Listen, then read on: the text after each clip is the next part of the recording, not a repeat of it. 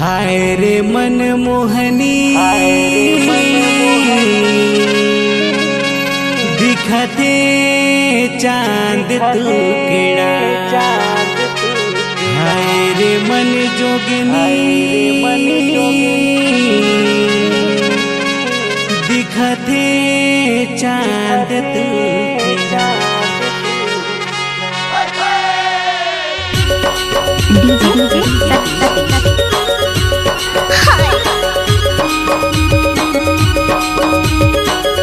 जरा हमको भी दिखाओ दो चार ठुमके के।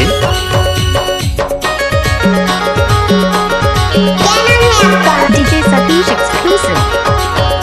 मोर नवा नवा गर्लफ्रेंड सुपट लागे रे, ब्यूटीफुल चेहरा हम मस्त लागे रे। मोर नवा नवा गर्लफ्रेंड सुपट लागे रे, ब्यूटीफुल चेहरा हम मस्त लागे रे।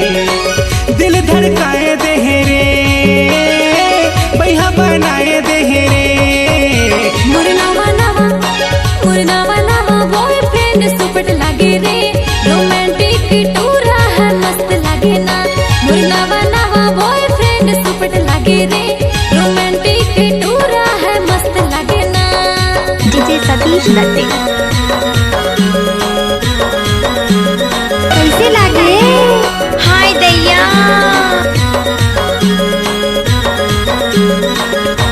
Mix by DJ Satish.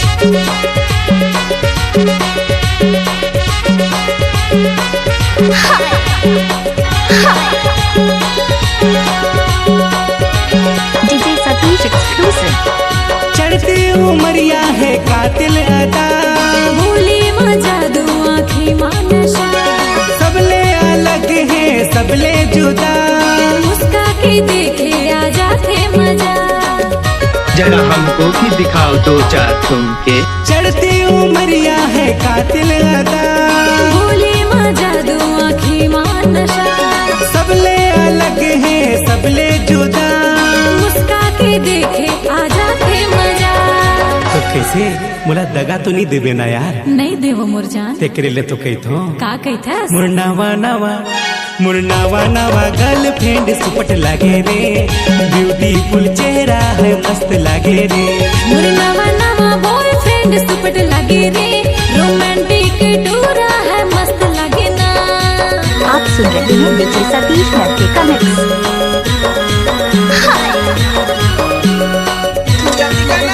हाँ हो गए। डीजे सतीश स्कूल टोला वाले का mix.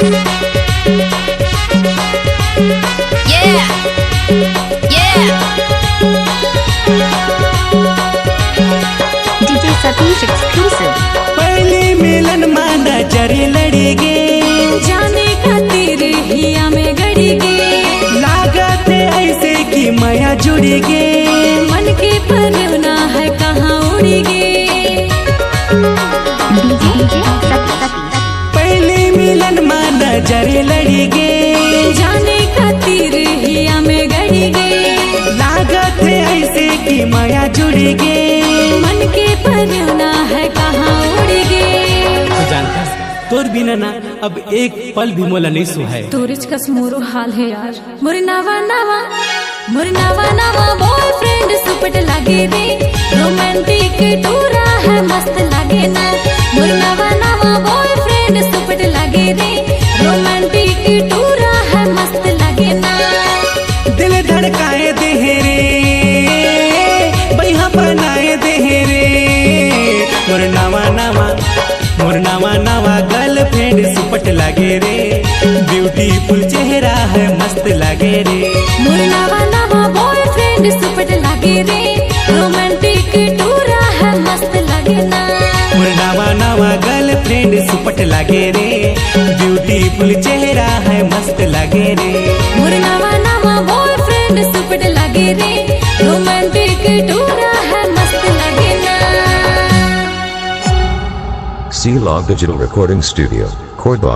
Contact number 9907119215. DJ Satish.